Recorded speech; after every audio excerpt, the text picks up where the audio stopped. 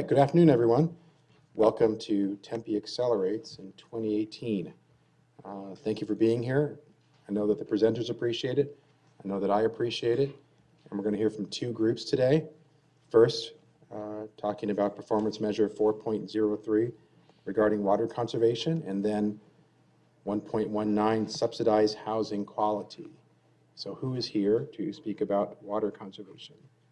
The presenters come forward and have a seat, and we'll run through that. We give about 30 minutes to each. I'm a stander. Is that okay? I don't want to sit down. No, you gotta be close enough to the microphone so we can hear you. You want to stand where I'm standing? You can do that in a second. Let me just finish a couple things I was going to say first. We give about 10-ish minutes or so for the actual presentation, and then 20 or so minutes for questions, comments, feedback. If you're thinking, and as you're listening to the presentation and are thinking about potential questions you might have, you might want to refer to the handout that you all have. There's a list of some sort of sample questions, about 20 or so, that are generally applicable to all of these presentations, and you can adapt if you so choose. So with that, please. Sorry, I'm a hand talker and a walker. So how's everyone doing? How awesome is this rain, right?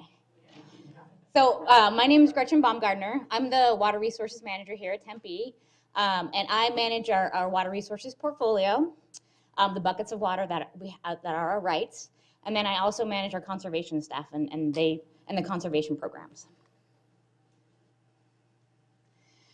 So the council priority 4.03, the conservation priority is basically to get to 110 gallons per capita per day by 2020.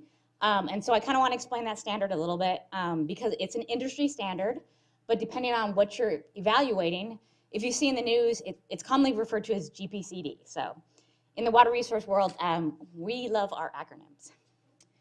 So GPCD, this is residential GPCD.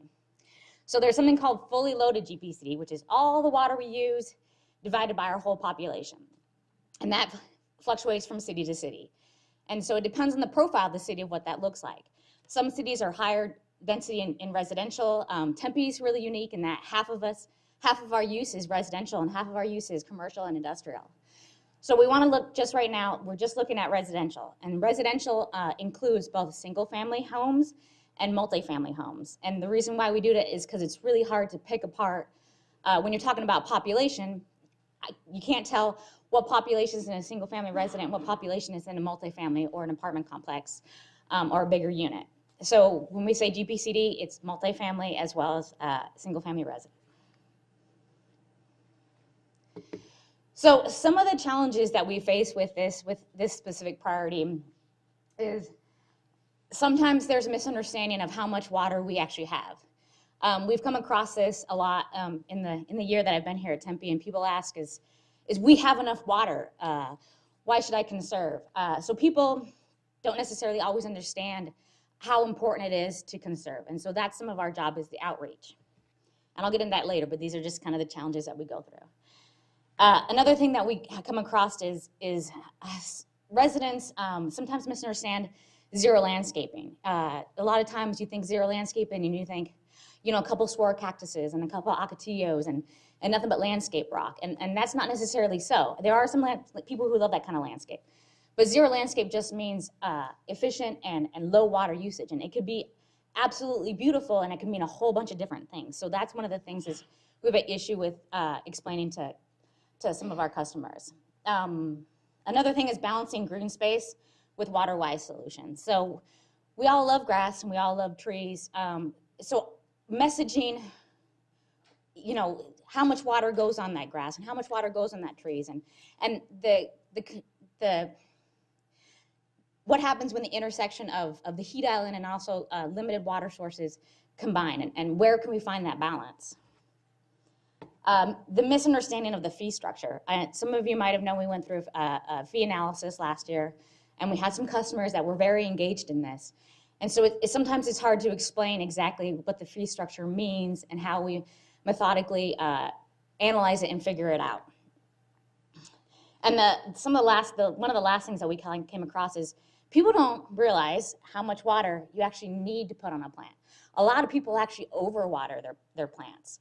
And so part of our job is trying to educate them that, if you put 2 buckets on, you probably only need 1 bucket. So it's how much water is actually appropriate for the plant that you have.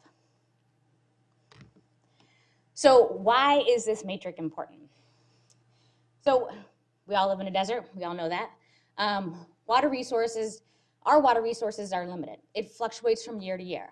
We're currently in a drought, and you obviously know that it's raining outside, but does anybody remember the last time it rained? I don't remember the last time it rained. And so every single year is different. Last winter, we had a great winter, but it fluctuates from year to year, and we also don't know what's going to happen in the future. And so we have to be cognizant of that. It's limited, and it's also a very variable system. We live in the desert. It's not just mine and my staff's responsibility to help all of our residents and everyone else conserve.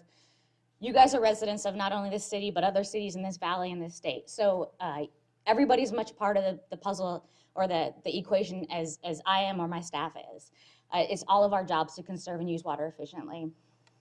And it's not just for now. That last bullet, it's our legacy that we leave to our children. It's the legacy that we built decades and decades ago that make us really in a great spot right now, but it's a legacy we need to build so we're in a great spot tomorrow.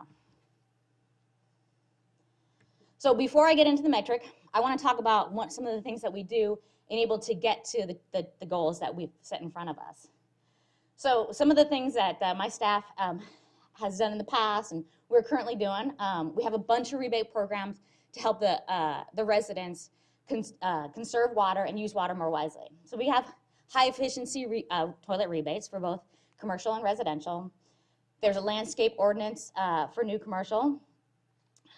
We have turf conversion, so basically the people who want to take out the turf, because turf tends to be water intensive, and build a zero landscape or kind of what we're calling lush desert right now. We do a whole bunch of outreach, both with our citizens and then also educational outreach with a 12 through K.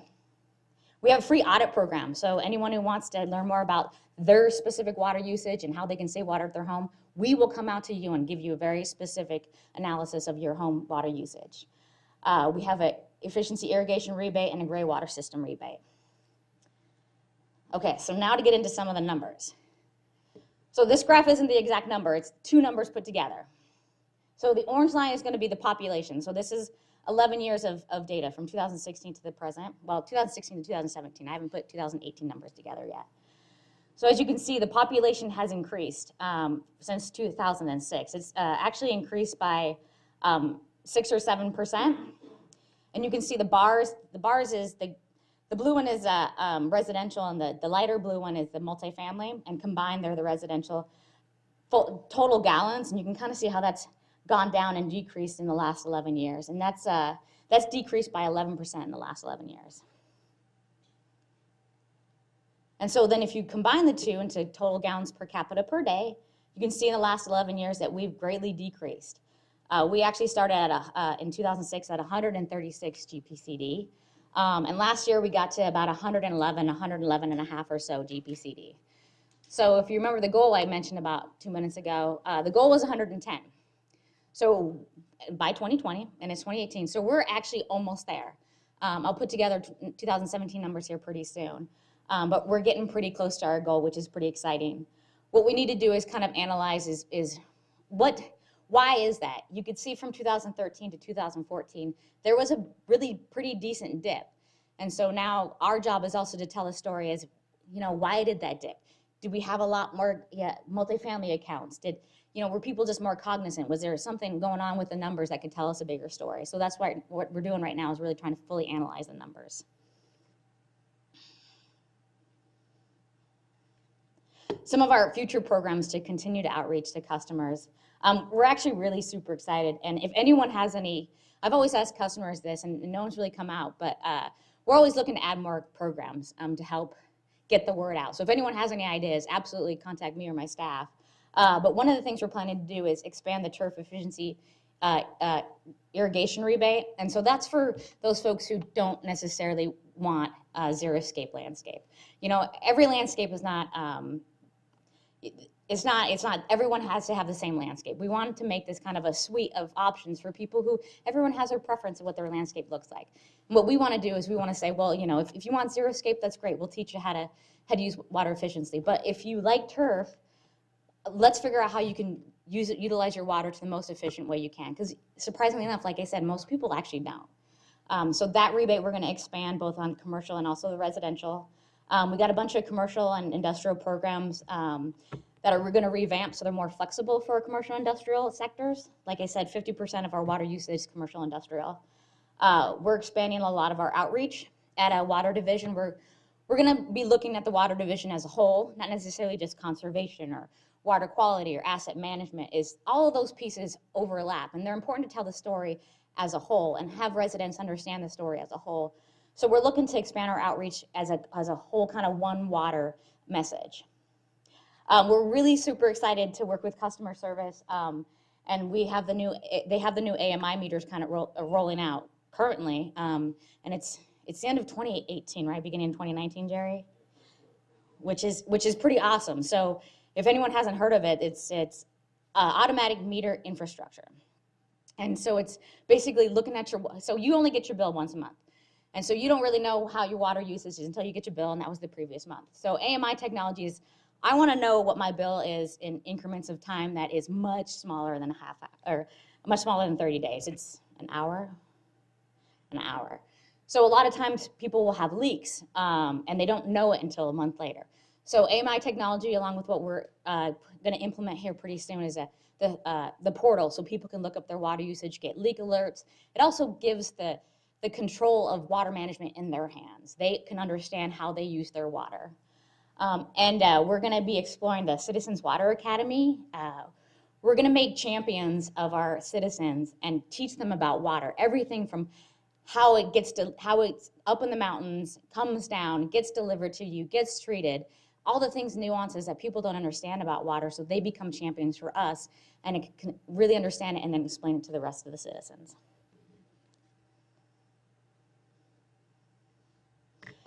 So super short presentation. If you have any questions, this is the time for kind of discussions and getting some good input from you guys and also questions.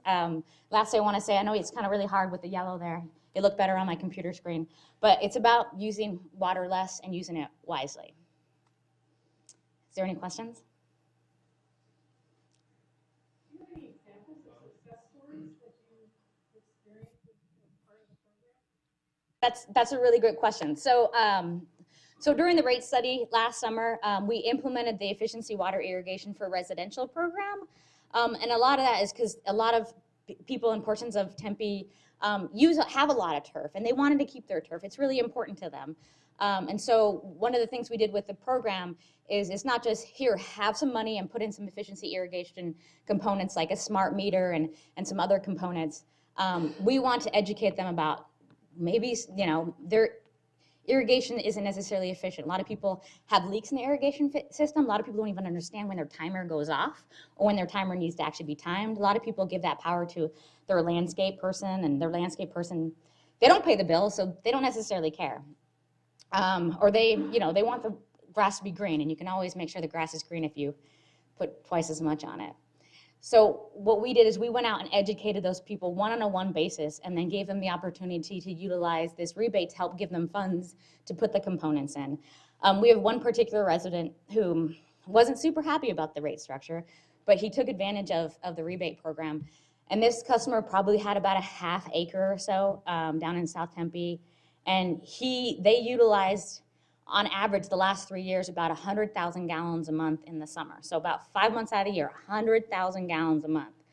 And after he put the components in about June of 2017, and we just compiled his numbers for 2017, he reduced his water usage about 30%. So over this summer, he didn't go above 60,000 gallons of water each month. That's for the duration of the summer, which is about 5 months in Arizona. That's a savings of 40,000 gallons a month, which is a big deal, and that's one customer. He didn't take out his turf. He didn't take out his trees. What he did is he watered his lawn more efficiently, and he still has a wonderful green lawn. Hold on, Don.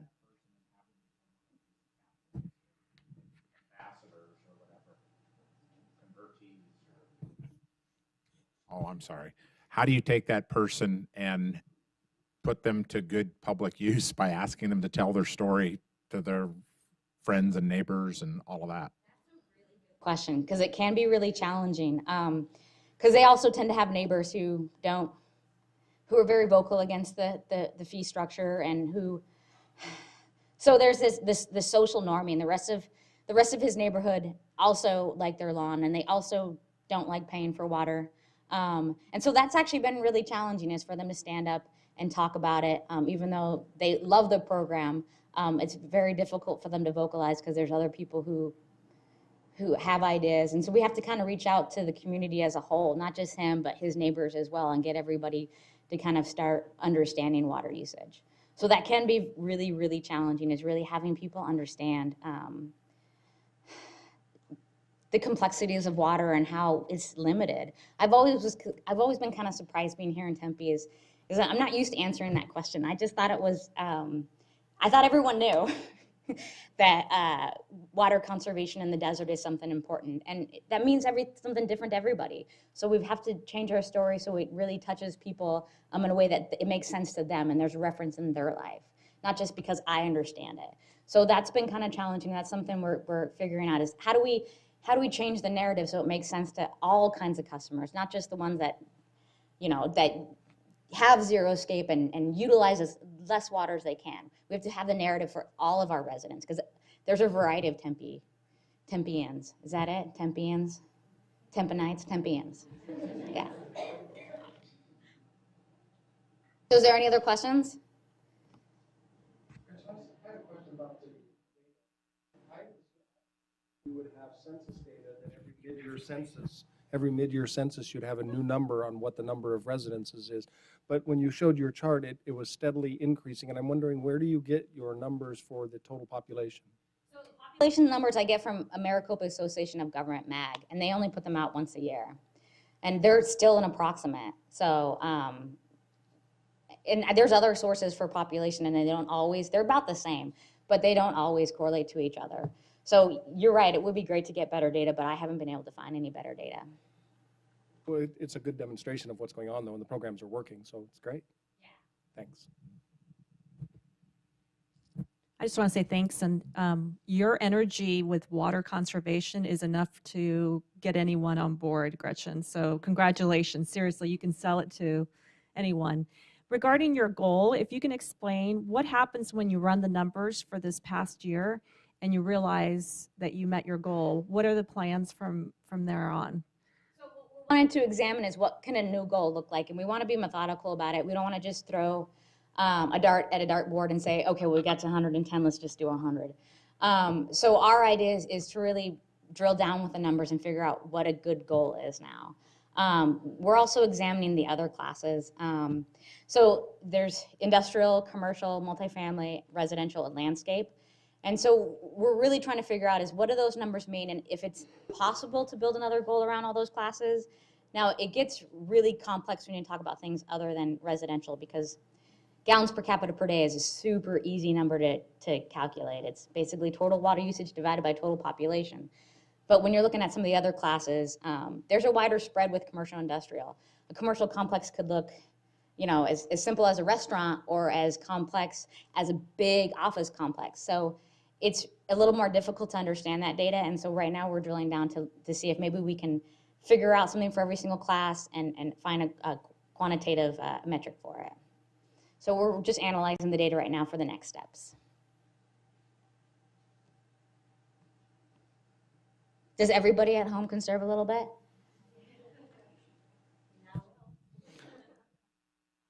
Hi, Gretchen. I'm Charlie Blaney, and I don't know if I've ever really met you, but I've been working with Melissa at looking at the city facilities and how we can reduce water kind of inside the building structure. And one idea we came up with was to try to do a pilot program where we'd replace the toilets and faucets and look at other items that would consume the water. If there's any department here that would like us to try it in their facility, maybe we can work with you as getting a pilot going. I know we had looked at some of the higher use locations and then realized some of those higher use locations are just so massive that it would be tough to get a pilot started to see what type of results we might have. But definitely know we need to start looking at our interior buildings and our facilities. What can we do to kind of model and showcase the community of what we could be doing? Excellent point. So Melissa Barmer is the Water Resources Liaison, and that's actually a brand new position. She came over, well, I stole her from engineering. She came over in June, and so that's a brand new position that council approved a couple of years ago, and we just started to hire. So the commercial industrial rebates and portions of our program have really been kind of stagnant for a couple of years. So we're just trying to get them up and going. So pilots are great. We'd love to work with any of the city departments or divisions that have some ideas and figure out, how we're completely open. So it's kind of almost a blank canvas with the commercial and industrial and also city facilities is how can we be creative and figure out and work with everybody else and really find programs where we can use water efficiently. So I think pilots are great. We love it. And we're working with some possible new rebates, both the toilet and then also what we're calling like a facilities rebate, which is, different things inside a facility and can range from commercial application to commercial application. So, and that includes the Parks Department too. We're working with them a lot on how the parks work, and that's been kind of a long time relationship with them is we tell our residents these kind of things, but we also, we don't want to say, do what we say and not what we do. We want to walk the walk too at the same time.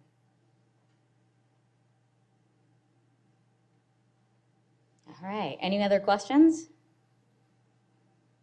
Sweet, thank you for coming out.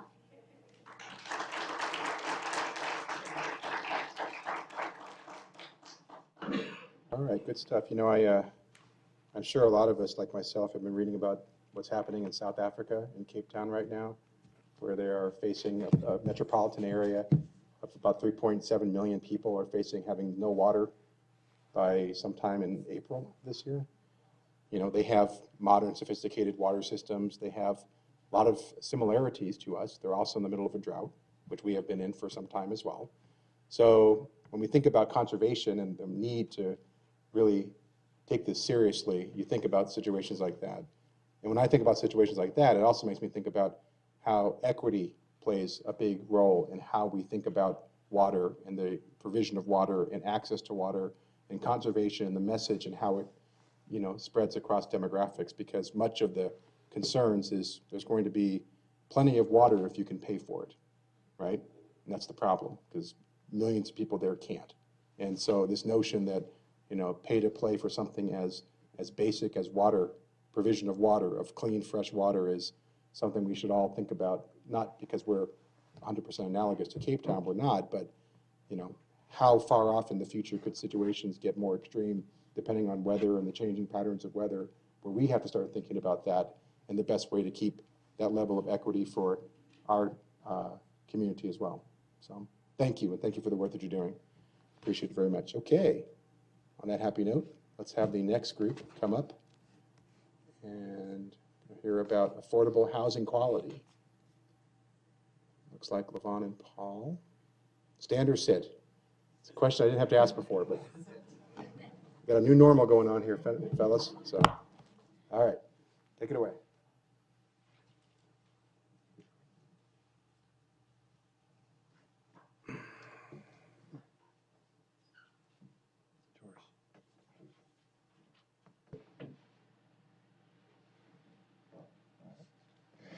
Hello, everyone. Thank you for coming. I'm Levon Lamy, the Manager of Housing and Revitalization for the City of Tempe. And I'm Paul Bentley, Deputy Human Services Director. So today we're here to talk about housing quality standards inspections for the Housing Authority and everybody who's assisted. This falls along with Safe and Secure Communities Priority 1. And the specific measure that we're looking at is achieving a 98% resolution rate for all housing quality standards issues related to life, health, or safety within 24 hours. It's actually not quite as simple as it sounds. When it comes to housing quality standards inspections, historically these have been minimum standards that we look at. The Housing Choice Voucher Program, or the Section 8 program, is used to subsidize low-income families to ensure that they have decent, safe, sanitary, and affordable housing. As part of that, we ensure that the housing stock that we are subsidizing meets minimum qualities.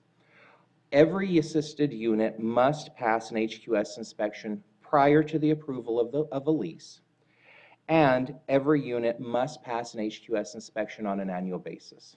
You know, you have a house, you have renters in it, even if you live in it, just routine repair and maintenance happens, electrical issues happens as houses age. So the goal of the HQS is to ensure that the units are safe and all essential functions are operating. So, you know, that means that when you turn on a light switch, it actually works. When you plug in your blow dryer, you're going to get your hair dried.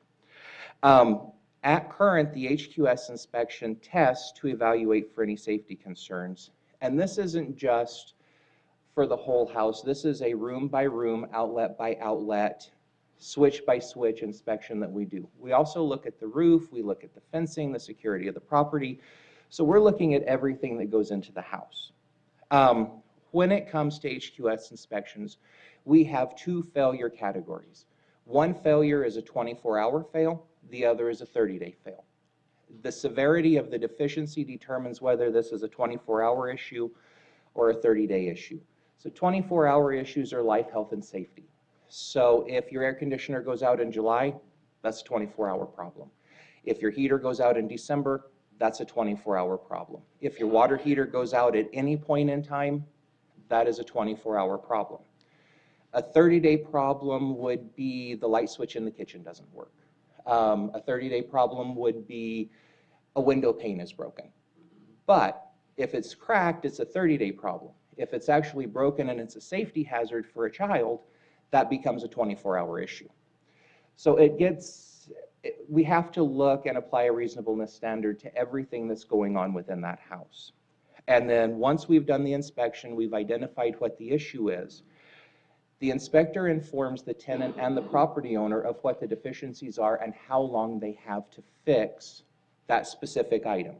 And you can have a blend of issues on any one inspection that are 24-hour or 30-day items. We look at each item and it has to be corrected within the specific time frame allocated. Moving into longer-term strategies, what we do, how we work with landlords. Every landlord that participates in any type of subsidized housing knows we're going to come out and do an inspection. We're going to make sure it meets the minimum standards. They're going to know that if there's a 24-hour fail, you have to fix it within 24 hours. But there is reasonableness. If the air conditioner goes out on July 31st and it's, you know, day 8 of 120 degrees, you're not going to be able to get the HVAC guy out there in 24 hours to fix the unit. So a reasonable metric is for the landlord to bring in a portable air conditioning unit. So long as a bedroom or 2 bedrooms are habitable while you bring in the HVAC contractor, by regulation, that is considered a resolution to the issue until you're able to get the broader HVAC problem fixed. Same thing with heating in the wintertime. If it goes out, bring in a space heater, so long as you've got 1 bedroom or 1 room that is habitable, that is fixed, and that allows more time for the landlord to fix the item. If the landlord doesn't comply within the given period of time, we stop all subsidy payments to that landlord. So you've got 30 days to fix the light switch in the kitchen. We'll give you a 30-day extension so long as you can show that you've taken due care and attempted to get it corrected. If you don't fix it, we stop our payments.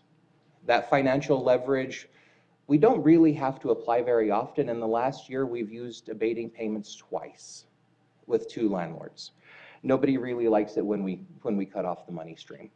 So when we're doing that, what happens to the tenant? The tenant is allowed to stay in place when we abate payments. Part of the lease, and we attach an addendum to any lease. So Arizona landlord-tenant rights still apply to the landlord. We attach an addendum to the lease that says you're going to comply with the guidelines for Section 8. If you don't comply with housing quality standards or any of the other rules, well, we cut off payments, and there's a contractual obligation for that landlord to honor the lease because that landlord is in breach of contract. and the tenant is able to stay in that unit until either A, the tenant finds another place to live, or B, the landlord fixes the problem. We do quite a bit of tenant education.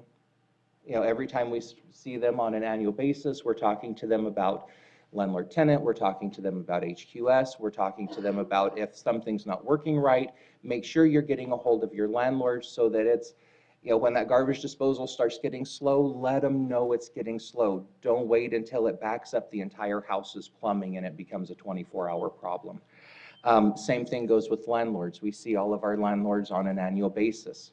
When they're in the office and we're talking to them, we make sure we're reminding everybody what the guidelines are, what the expectations are, and if there's any challenges, let us know. We're happy to go out and work with them. We have an inspector on staff who will go out and help identify issues early if you wanted to take a proactive measure to something that could be a challenge. Timely responses. We work to answer any of the calls that come in from landlords with any type of housing quality, well, any type of question, but particularly when it comes to HQS, within 24 hours. You know, we have 336 landlords participating on the program. We have 900 units that are currently leased up. You know, sometimes it takes us a little while to get back to every single one. Another thing that we're working on, and this is part of a rollout that HUD is doing, is they are putting out a universal physical condition standards metric. All of our current HQS is minimum quality standards. UPCSV is a much more robust metric that's going to be implemented over 2 years. You know, you get into some of the older units, maybe we have a white faceplate on the plugins in the kitchen, and we kind of have a cream colored faceplate on the plugins in the bedrooms, and we've got the old 1970 hot pink ones in the bathroom.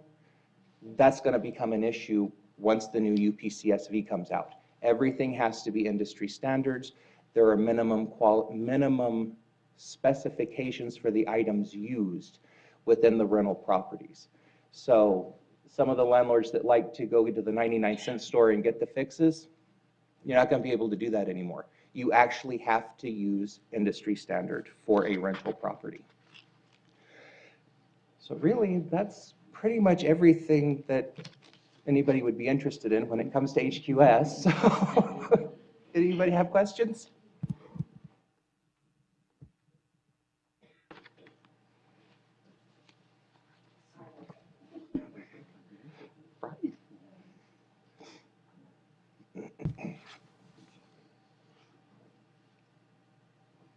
Thanks for your presentation. We've talked earlier about expanding this particular measure because it seems very singular in that it's just the resolution of a fail, if you will. What are you thinking about going forward?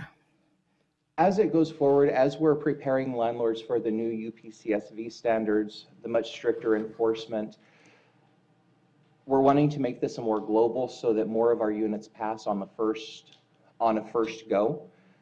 But there's a basic reality that's coming into that conversation that as we're taking this from it's great all your light switches work to no, everything has to be a GFI plug-in, our failure rate is going to go up during the conversion to then come back down once we get all the landlords on board and all of the units transitioned.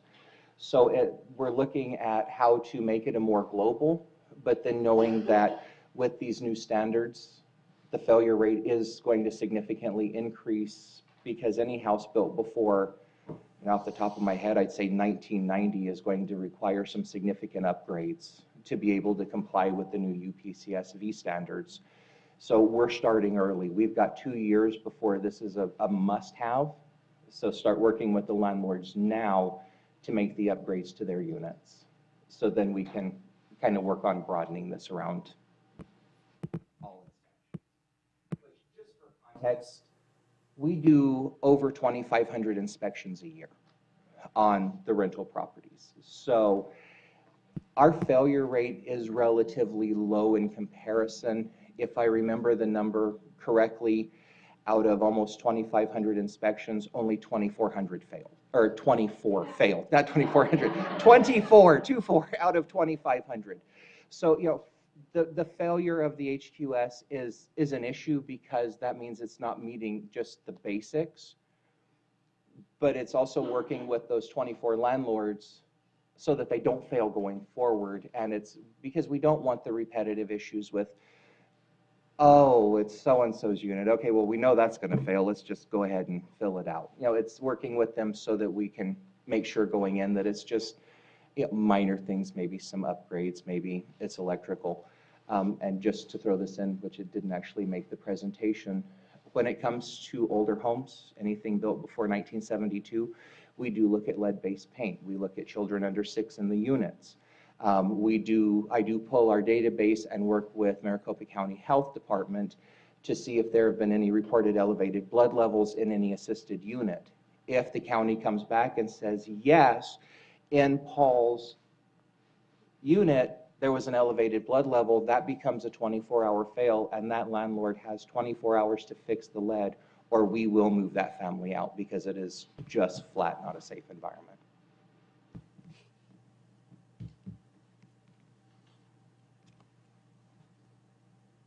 So just a point of clarification, 24-hour notice, is that to fix it, and then if it doesn't get fixed, the family gets moved to another unit, or is it doesn't get fixed and we're not going to pay you anymore, landlord, or is it both? It could be both, depending on what the severity of the issue is. It's 24 hours to fix it.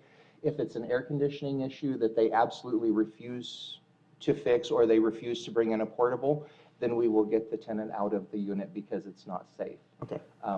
But if they brought in a portable, then we would. Right, because I mean, it may penalize a landlord not to get paid, but it seems like if it's really a 24-hour health safety issue, saying we're not going to pay you, but renters stay in the unit it doesn't seem to make sense to me. It doesn't. It's just a matter of what's the severity of the issue, whether we're going to completely cancel that contract and pull them out and uproot the family, or is there some type of remediation we can do as a stopgap until it gets fixed? Is a landlord required, if it's available, to move them into some other vacant unit during the time being, or into a hotel room or something like that? Yes. That's required? We can require that. Okay. Okay. And you say this happens about 24 times a year? Last year we had 24. And of those 24, we've had 90% of them get resolved within 24 hours? Within the required time frame, whether it Whatever was the time 24 frame hour is. or 30 days, yes. Okay, so let me ask a question in reverse then. What was it, based on your review, that caused those other 10% not to be resolved within the appropriate time period? And whose responsibility was it in those situations? It was landlord responsibility, and it was a matter of the landlord making the active choice not to correct the issue and being willing to break contract. Okay. All right, so that's sort of the factor outside of our control. A landlord can make an economic decision not to comply in time, which then drives down your metric. There's circumstances that really aren't directly within your control. You can threaten, you can say, we're not going to pay you, they can say, so what, and that counts against us. Okay, so knowing that, then how would you get the number up, knowing that there's a factor that you can't control? Is it screening landlords better to make sure you don't get people who would be inclined to do that? Yes, screening Okay. landlords better in that, with some of the landlords as far as willingness to completely follow the guidelines. How many of those 10% are still Section 8 landlords? I wouldn't be able to answer. I'd have to look. Because that might be an indicator, right? I mean, if they told you, we're not going to do it under the most severe of circumstances, why would we allow them to continue in the program? We wouldn't, I would assume, right? We wouldn't. Is it fair to say that probably those 10% aren't still Section 8 landlords, or we just don't know? It is fair to say that we would have canceled their contracts and they would no longer be participating. Once a contract is canceled, can they get back into the program? No, they're done forever? They would be done for a reasonable period of time. We have set the reasonable period of time at a 5-year prohibition. 5 years, okay. Okay. How many terminations have you had to do over the last year? Contract cancellations? 10, 12. Okay. Are those with apartment complexes or people who rent single-family homes or both? Okay. Okay. I see our friends from the police department back there. Does crime-free multi-housing have anything to do with this? Can a habitability issue also be not controlling crime on the property? Or does it have to be unique to a physical defect in the unit? HQS is strictly a physical defect in the unit, Okay. So behaviors don't count towards it? not towards the HQS inspection as it stands. UPCSV will look at crime rates for a complex to determine whether or not it's safe to be in the unit, in the complex.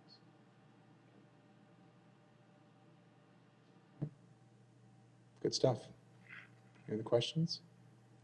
Comments, concerns, suggestions? Remember that for both, we got one in the back hall. Reading that, oh gosh, we have a lot of shortage of Section 8 housing in Tempe, do we not? Quite hear you, I'm sorry. The amount of housing in Section 8 available for the community members is hard to find, is it not? Are there enough units to meet the supply demand? As it currently stands, there are enough units available. It is not easy to find a unit. The 13-month rolling average of participants looking for a unit, we allow 60 days to find a unit. It's taking families 54 days. So it is doable. It is still doable without getting an extension, but it's not necessarily easy to find a unit. I was just curious if this is impacting the supply that's available for folks, so. And also, just to put that in perspective, the context is we have about 1,050 vouchers.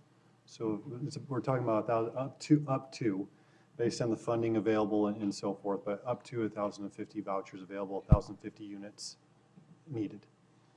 And this could make it more difficult to find units, especially as the stricter standards are implemented. But the implementation of the stricter standards is not voluntary, it's compulsory by our regulators. So it's going to be working with landlords to comply with the stricter standards as best we can. Assumption being that a stricter standard could also be more costly for landlords, and that it also could make being a Section 8 landlord even less attractive, potentially. So we'll see over the next few years whether that also drives down our numbers of available units just by the cost. Okay.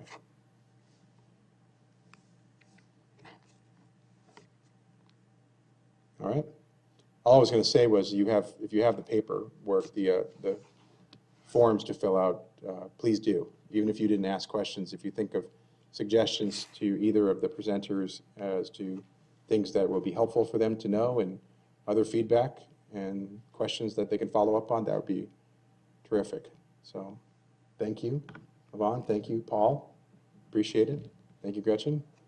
And thank you all for coming. And if you liked what you saw here, continue to come and bring others with you. We believe firmly that the more people who are here, who hear, the more questions and the more thought-provoking discussions that we have. So we appreciate it. So we'll see you again on March the 1st, I want to say, is the next one. March 1st. Thank you very much.